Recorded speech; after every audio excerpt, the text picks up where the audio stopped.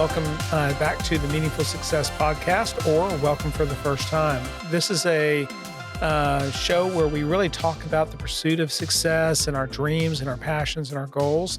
My name is Wade Clark, and this is Siah. When we talk about these things, what we're not trying to do is put ourselves out as that we're the authority or the expert. We're on a journey just like you are, but we have learned some things along the way, and there's just a lot of things to explore in this whole topic. So that's really kind of what we're all about. But one of the things we like to start with is a win for the week. And so, Siah, I'm going to kick that off over to you and ask you to tell us what's your win this week. My win is that I am now 9 days into NaNoWriMo, which is National Novel Writing Month for those who don't know. And I've stayed consistent with it. I have not hit like the full word count you're supposed to hit 50,000 words. Since I'm basically restarting a book. Like there was a whole lot of time I spent reworking stuff I wrote previously and adding to it rather than writing new stuff. And when you're doing that, it's a lot harder to get like big word counts going.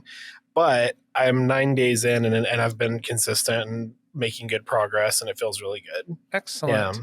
What is your win? For those who haven't been watching or tuning in, I'm on a creative sabbatical right now. Started that in May of this year, and so I'm about 6 months in. While I am taking a break, over the last couple weeks, I've actually taken some time when I'm sitting down, just kind of chilling on the couch, trying to reorganize all my files on my computer, which seems like a small thing, but it's it's a lot, because I've got, business files and personal files and all that kind of stuff. So I will say I'm making a small dent. I've still got a long way to go, but I'm making a small dent. But for me, that's my win for the week, kind of getting a little bit organized. It's kind of like I was telling someone today about something else that relates to that. I was like, when you're ready to go in the kitchen to make dinner, and the kitchen's a mess, and you can't start making dinner because you have to clean up the mess and clean up the kitchen so that you can mess up the kitchen to cook dinner.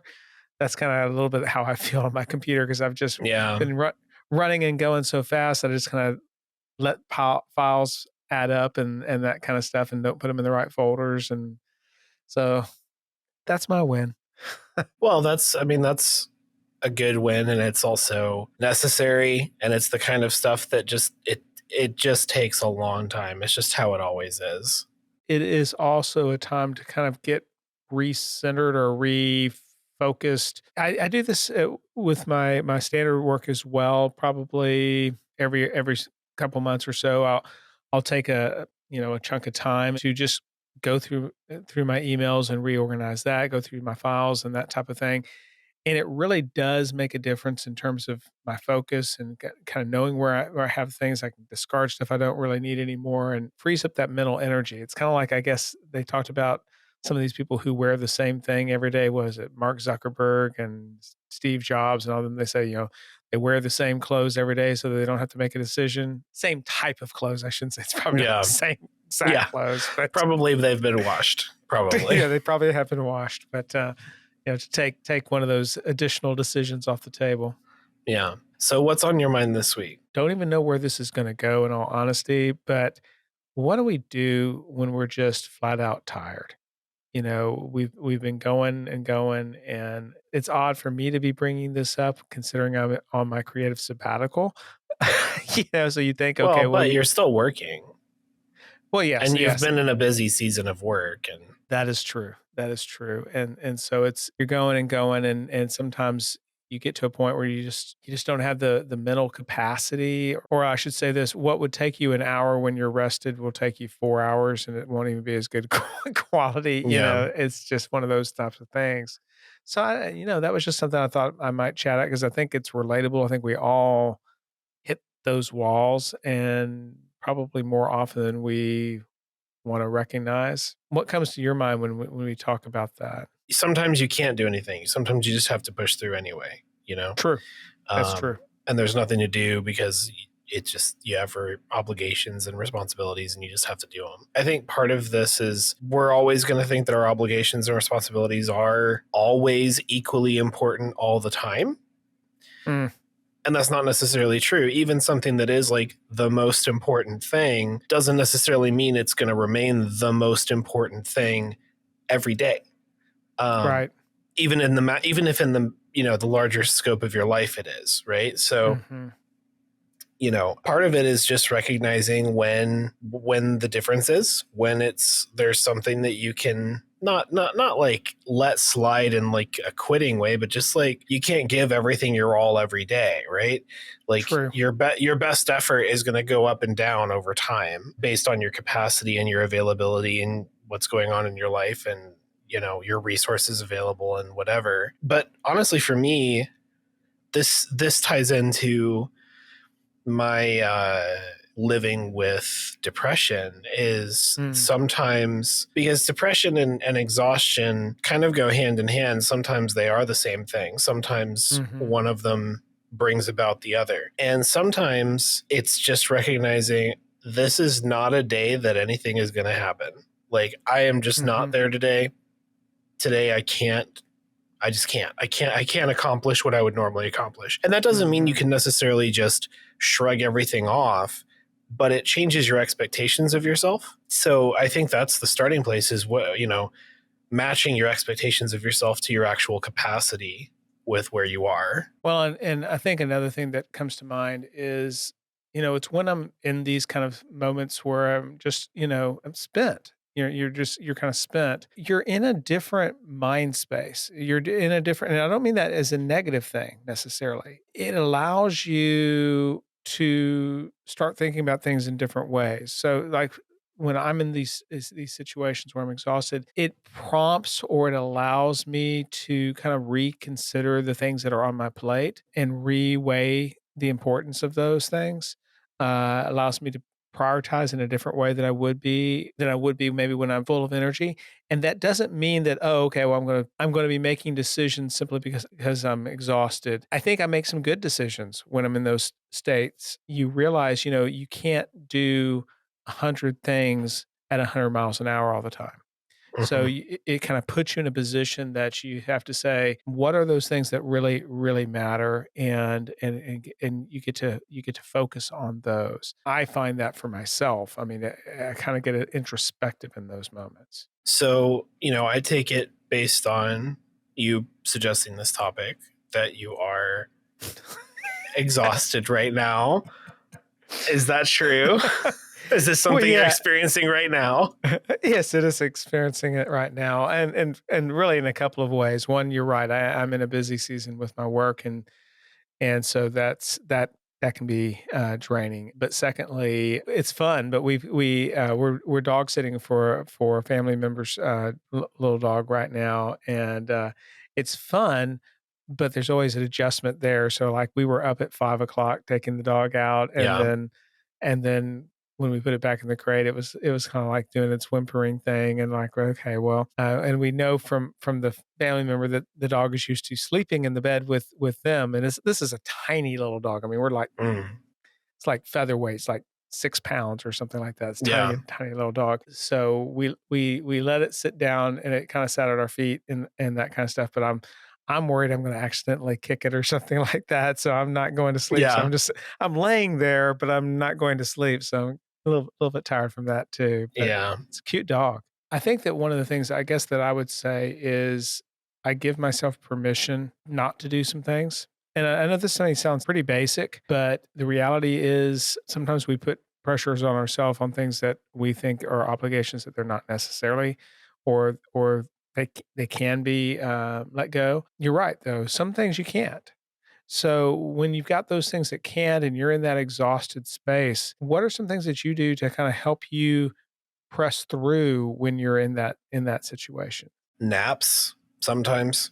Mhm. Like, I'll get up early or whatever, and I'll work on stuff for clients and push through on the stuff I've got to do. And then eventually, like, I can't see straight, and so I'll go take a nap for a bit. Mhm. Which it doesn't happen all the time, but there's things like that. There's things like get coffee, get caffeine, it's Mhm. coping. It's coping. Yeah, It's not like, when you're in coping mode, you're not in like ideal space, true. but that's okay. It's like, it's not where you want to live all the time, but Mhm. you can cope. You can make it through. Yeah. One of the things that I do, and this is a slight carryover of what I do on a general weekly basis, but it really helps me when I'm in those situations is, I try to look at I look at each day, but I kind of plan on a week basis. I when I come in on a given work week, I kind of look at things and I say, okay, if nothing else gets done at the end of this week, what are some things that I need to have accomplished? And so I zone in on those items and really kind of make a plan for what those items are. Um, when I'm in this exhausted state, I do that, but I also look at what can I take off my plate and just forget about this week. And there's almost a it's almost like taking something out of your backpack and just Yeah. setting it aside and ignoring it. So it's one of those kind of factors that help you from realizing that that's something that, yes, it may be on your list, but nothing has to be done this week.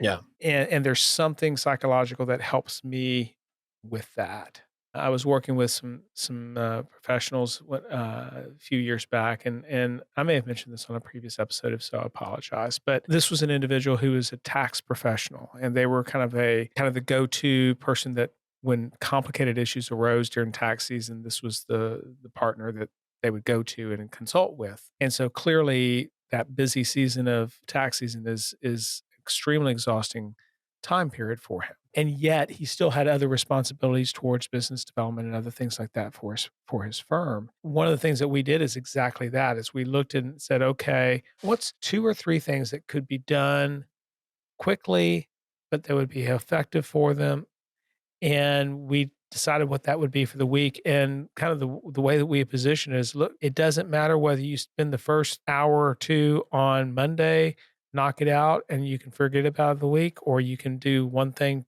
Monday, Wednesday, or Friday, or it really doesn't matter. All it is you're just these are the few things I'm committed to doing. Yeah. And once you get those things done, honestly, it takes a load off to know, okay, I don't even have to think about this anymore this week. One of the things I did want to ask you, which is before Mhm. we get to our weekly favorites, is we talked the other day about what are some things that we wanted to accomplish by the end of this year. For me, one of those things is I'd like to start doing just for fun, kind of a YouTube channel. And so I am where I am. I haven't really made that much progress on that, but my first step is I'm going to start doing some research specifically on how do you set up channels and those types of things. And so that's kind of the first steps, as well as I'm trying to figure out where I'm gonna do this and the equipment and those types of things. So, it's been more in the back of the mind, but that's something that I'm still thinking I'd like to get done. How about Yeah. you? I'm trying to remember, are writing was one of those, and you're doing the NaNoWriMo, so it looks like Yeah. on that front, that is moving forward. That's honestly the biggest thing by far. And my hope is that with the momentum I'll gain as I go through this month and do the writing that I'm doing, I want to turn this into what I do all the time. The challenge with NaNoWriMo is it's a high number of words in a specific amount of time. And like I mentioned earlier, I've not really been hitting that number of words. I've been Mhm. just kind of working on it until I feel satisfied each day rather than trying to force myself to hit some specific thing, which has been Artificial number. right. Well, especially considering I'm coming out of like 6 months of writer's block and I'm trying to be easy on Mhm. myself, but also cultivate this. And so my hope is that I can, when I get to the end of this month, I can just carry it on and just continue this into being a lifestyle. So I can actually, accomplish the stuff I want to accomplish. Cause it's that thing of like, if you want to write books, you have to write books. Like that's the thing that you have to do to write books, right? True, true. And so if you're, so you can't be an author if you're not writing books, right? You can't, Yes. uh, yeah. Honestly, that's the main thing. And so far, so good. Excellent, excellent. Yeah, it's Um, I wanted to learn a while back. I wanted to learn the craft of songwriting. I learned that's just not my forte. but one of the things that as I studied that, one of the things is just that, if you're going to be a songwriter, you write songs. And that sounds pretty basic, but sometimes you're saying, "Oh, I want to be a right songwriter." Well, how many songs have you written? Oh, I think I've written about, you know, 5 or 6 or 10 songs. This year or this month? No, period. Ever, Yeah. ever.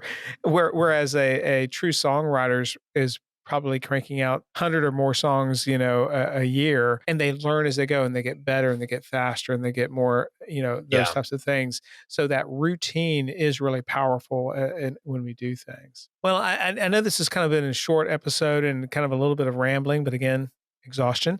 But what I would like to do is ask Siah, what's your weekly favorite?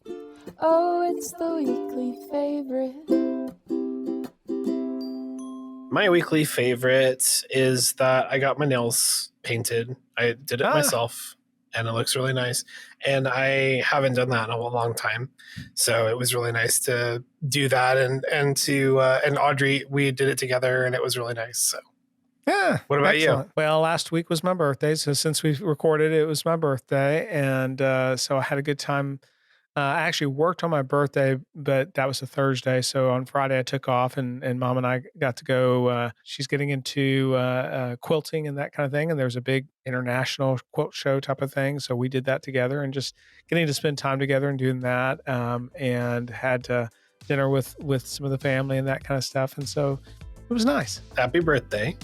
Thank you. I said happy birthday before, but on the podcast. You have. Yes, you have. Where it matters, where people can hear. Yes. Right? Yes. And I'm 5 years old, according to the banner. Because the 5 years old. Yeah. The 7 on the other side of the 5 fell to the ground. So Yeah. Well, everybody, appreciate your listening in. We always are interested in your feedback, any ideas that you might have. If you have something that you'd like to talk about on the show, feel free. Go to speakpipe.com/MSP and share that. But other than that, I wish you a wonderful week. Siah, any parting words? Go take a nap.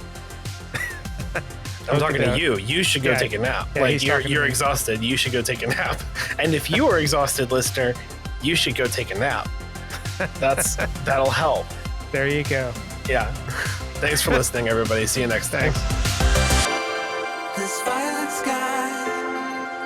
The Meaningful Success Podcast is myself, Siah, and my father, Wade. Yep, that's me. Music is Brings Back the Feeling by Daniel Gunnarsson, licensed through Epidemic Sound. You can check out our website, meaningfulsuccesspodcast.com, for more information. Thanks for listening, and we'll see you next time.